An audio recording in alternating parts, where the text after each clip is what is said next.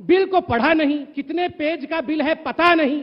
राहुलोलॉजी, ये कौन से यूनिवर्सिटी से पढ़ के ये आते हैं, मुझे समझ में नहीं आता। पढ़ना लिखना सीखो, मेहनत करने वालों, पढ़ना लिखना सीखो, भूख से मरने वालों, गाथा को पहचानो, अलिफ को पढ़ना सीखो, आ ई को हथियार बनाकर लड़ना सीखो, वो सड़क बनाने वालों, भवन उठाने वालों, वो बोझा ढोने वालों, वो रेल चलाने वालों।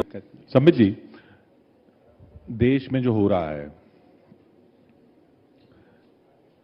खासकर आजकल जब से सीएबी से सीएए हुआ और अब आगे एनआरसी की बात हो रही है, तो सवाल ये किया जा रहा है, इल्जाम ये लगाया जा रहा है आप पर यानी आपकी पार्टी पर, कि ये सब मुस्लिम विरोध में हो रहा है। क्या जवाब है इसका? देखिए किशोर जी, मैं हर मंच पे जाके पूछता हूं, और मैं तो बहुत छोटी सी चीज हूं, पार्टी का एक साधारण कार्यकर्ता हूं। जब से ये सिटीजनशिप अमेंडमेंट एक्ट आया है, आपने देखा होगा प्रधानमंत्री श्री नरेंद्र मोदी जी, हमारे देश के गृह मंत्री श्री अमित शाह जी लगभग हर आधे घंटे में, एक घंटे में या तो ट्वीट करते हैं या तो वक्तव्य देके कहते हैं कि इस बिल के माध्यम से, इस एक्ट के माध्यम से हिंदुस्तान के किसी भी नागरिक का, चाहे वो हिंदू हो चाहे वो मुसलमान हो, और खास करके मुस्लिम नागरिकों के ऊपर कोई भी एनआरसी का भी लगाता है, एनआरसी का भी उसके ऊपर किसी प्रकार का कोई संशय नहीं है, उनका कोई अधिकार, उनका कोई राइट की छीनता नहीं है। देखिए आपको समझना होगा एक बात, जिस प्रकार का ऐतिहासिक मैंडेट नरेंद्र मोदी जी को 2014 में मिला, जिस प्रकार का उससे भी बड़ा ऐतिहासिक मैंडेट 303 सीट के साथ नरेंद्र मोदी जी को 2019 में मिला है। ये क्यों मिला है? जनता चाहती है कि ये जो प्रधानमंत्री हैं ये देश को बदलें, देश में जो विषय कभी सॉल्व नहीं हो पाते थे उन विषयों को सॉल्व किया जाए। कौन से विषय ऐसे थे जो देश में कभी सॉल्व नहीं हो पाते थे? एक विषय था आर्टिकल 370 का, वर्षों से पेंडिंग था।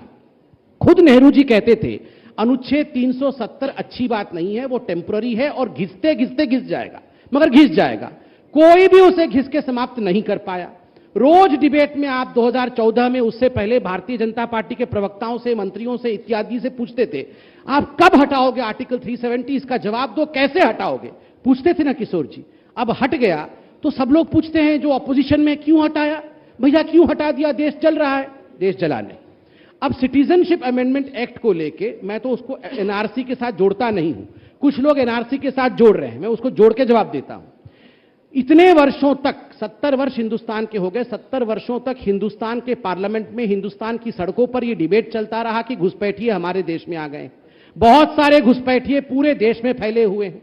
कुछ लोगों का आंकड़ा दिया था कांग्रेस पार्टी ने, और आंकड़ा दिया था कांग्रेस पार्टी के गृह मंत्री ने, कुछ ने कहा था 2 करोड़ है, किसी ने कहा था 4 करोड़ है, किसी ने कहा संख्या पता नहीं। भारतीय जनता पार्टी जब से बनी 1980 से, हमने अपने मैनिफेस्टो में लिखा था हम सरकार बनाएंगे, हम सत्ता में आएंगे तो हम घुसपैठियों को क्या करना है उसकी चिंता करेंगे, घुसपैठियों को अलग करेंगे। आज हम सत्ता में आए हैं, सीएए का एनआरसी से कोई लेना देना नहीं है, मगर आप अगर घुसपैठिए के बारे में पूछ रहे हैं तो हम स्पष्टतः कह दें ये मैंडेट हमें घुसपैठियों के लिए निर्णय लेने के लिए मिला है। जो रेफ्यूजीज बांग्लादेश, अफगानिस्तान और पाकिस्तान से हिंदुस्तान में आए हैं, उनके अधिकार के लिए मिला है। हम जिसके लिए आए थे वो काम करेंगे। मैं किशोर जी आपको एक बात पूछता हूं, हर कोई चाहता है, जितनी राजनीतिक पार्टीज हैं ये सब चाहते हैं कि समुद्र मंथन हो और उसमें से अमृत निकले, सब अमृत पी जाएं। ये विषपान कौन करेगा? जितनी गड़बड़ियां हैं देश की उसको ठीक कौन करेगा? अगर इतने बड़े ऐतिहासिक मैंडेट के साथ हम अभी ठीक नहीं करेंगे तो कौन करेगा? ये हलाहल कौन पिएगा? ये विष कौन पिएगा देश का? ये लोग बार बार कहते हैं अभी क्यों सिलेक्ट कमेटी में भेज दो, अभी क्यों पार्लियामेंट्री कमेटी में भेज दो, बाद में ले आना। कब तक हम मंदिर के विषय को टालते रहें? कब तक अनुच्छेद 370 को टालते रहें? कब तक सिटीजनशिप के विषय को टालते रहें? और क्यों टालते रहें? इसका हल कब होगा? कि कौन जवाब देगा इसका? हमेशा जब भी फंसते हैं तो किशोर जी जब भी फंसते हैं, आपने कहा किशोर जी, मैंने कहा था वो नहीं बीच में बोले। मैं किसी के बीच में नहीं बोलूंगा, लेकिन आप इतना लंबा बोलने के तो मेरा वादा है किसी के बीच में नहीं। जब भी फंसते हैं, पहले फंसे तो बोले अब हम नोटबंदी कर देंगे, 2.5 लाख करोड़ का नोटबंदी से नुकसान हुआ। इतने पॉइंट दे देंगे आप उन्हीं को आसान। पॉइंट क्या, इनके पास कोई पॉइंट ही नहीं है, आराम से बोलते हैं, पॉइंट ही नहीं है। देखिए तो ये बता दो कि भैया वो 5 करोड़ लोग कहाँ रहेंगे, ठीक, ये बता दो। एक सेकंड, देखिए, आप इसी से जान सकते हैं कांग्रेस की हालत क्या है और भ्रम क्या होता है। इन्होंने कहा इन 3 देशों में, पाकिस्तान में, बांग्लादेश में और अफगानिस्तान में 5 करोड़ माइनॉरिटीज हैं, वो सारे हिंदुस्तान में आ जाएंगे। सारे लोगों की हालत कांग्रेस पार्टी में राहुल गांधी जैसी है। 31 दिसंबर 2014 का कट ऑफ डेट है। जो लोग आने चाहिए थे वो ऑलरेडी हिंदुस्तान में है, आ नहीं जाएंगे भविष्य में। भैया, बिल को पढ़ा नहीं, कितने पेज का बिल है पता नहीं।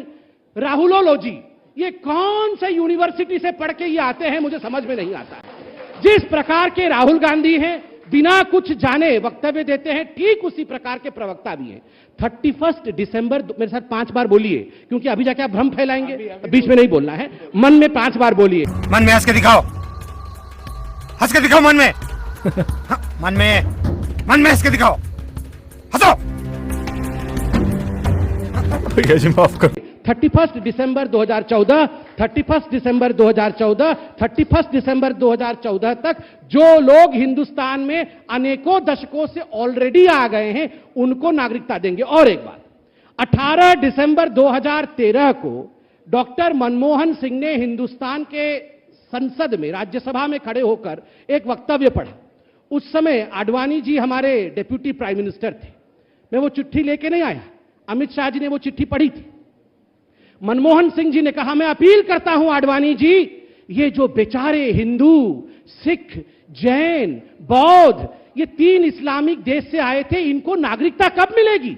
आडवाणी जी, आप इनके लिए ऐसा बिल लाना नागरिकता के लिए कि इनको प्रताड़ित ना होना पड़े, तुरंत इनको नागरिकता दे दिए।